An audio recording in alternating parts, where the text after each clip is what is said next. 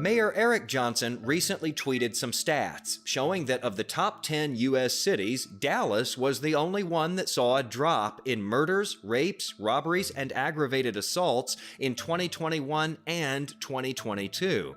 That's welcome data to the city's police chief, who has been all about data since even before he took the job 2 years ago. Teaming up with criminologists from the University of Texas, San Antonio, Dr. Mike Smith and Dr. Rob Tillier, to come up with a crime plan. Because I remember telling him, listen, I'm going to Dallas, and let's try to get the best crime plan we can that'll combine like my nearly 30 years of law enforcement with what science has to offer. Let's put something together. They divided Dallas into football field-sized plots, 101,000 of them, and they found that just 50 of those plots accounted for as much as 10% of the whole city's violent crime. So DPD stepped up its presence in those places, and for 2 years now, violent crime has been falling.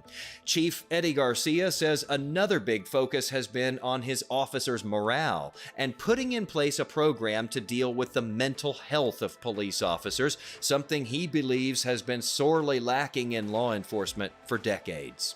When I started back in the early 90s, if I was working with my partner and a call screwed me up, and I turned to my partner, I go, dude, that call really screwed me up. My partner would tell me, you need to suck it up, dude. We got to get going. This may give his rank and file a big boost. By this summer, the chief plans to experiment with a shortened week. It'll start with a pilot program at one police station where officers will test out the new model, a 10-hour shift on a 4-day work week. That's probably the top 3 things my associations have said to me has been, can we please look at that? Well, I got to put my money where my mouth is. And again, we have to look. It's not all about dollars and cents. He says it's also not about blue and red. The Dallas crime stats defy complaints on the right that Democrat-run cities are overrun with crime.